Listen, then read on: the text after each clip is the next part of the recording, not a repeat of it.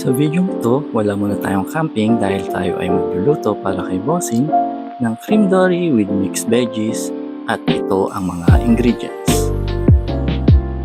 Luya, onion leeks, calamansi, bawang at sibuyas, mixed veggies, at ang cream dory. Kakailanganin din natin ng mga pampalasa tulad ng paminta, asin, liquid seasoning, flavored seasoning mix, harina, oyster sauce, at butter. Siguraduhin tuyo ang cream dory at ilagay ang mga pampalasa tulad ng asin, paminta,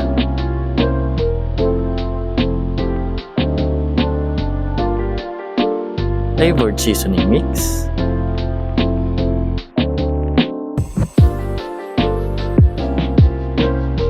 at calamansi at ikalat sa buong cream dory.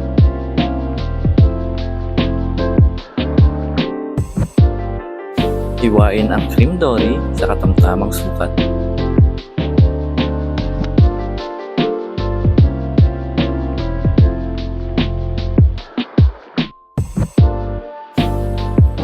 At isawsaw sa harina upang hindi madurog kapag ipiprito na.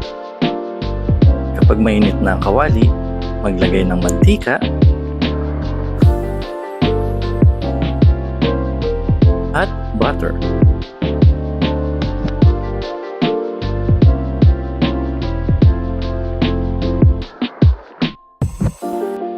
At iprito ang cream dory. Gumamit ako ng butter upang ito ay makadagdag sa lasa.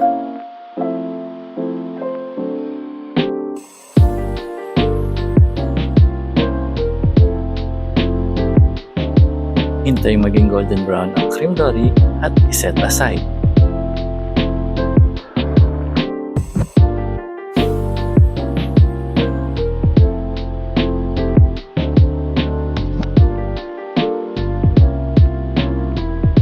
At para sa mixed veggies, papakuluan lang natin ito ng kaunti upang mapanatili ang crispiness ng mga ito.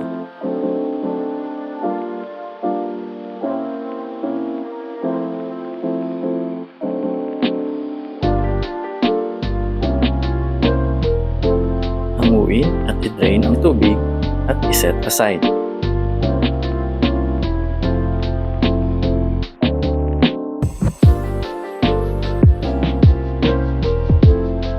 Gamitin ang pinagprituhan ng cream dory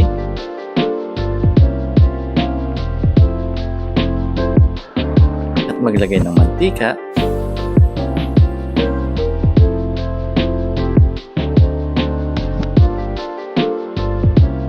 at butter.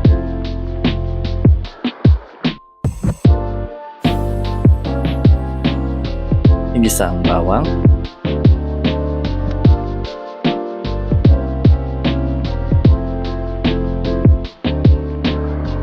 sibuyas,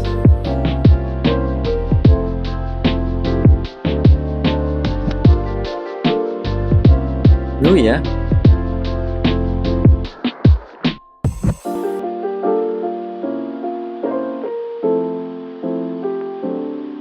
at ilagay ang mga pampalasa tulad ng sesame oil, liquid seasoning,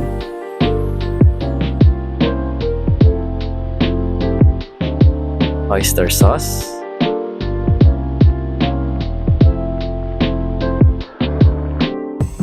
at paminta. Haluin at ilagay ang mixed veggies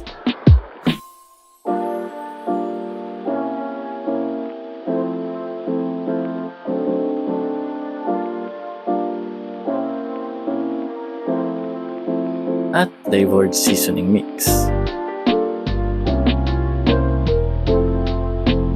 Ilagay din ang tinunaw na harina at paminta at ihalo sa mga gulay upang ito ay lumapot ng kaunti.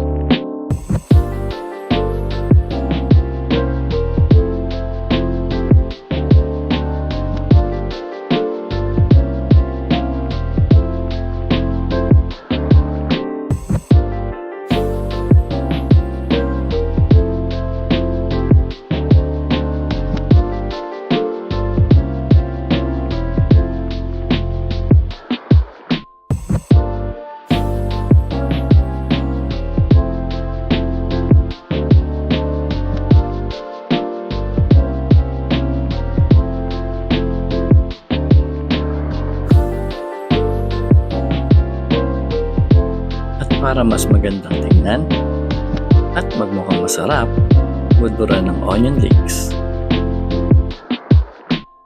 At ayan, luto na ang ating cream dory with mixed veggies at siguradong hindi na tayo papatulugin sa labas ni Bossing. Enjoy! Ciao!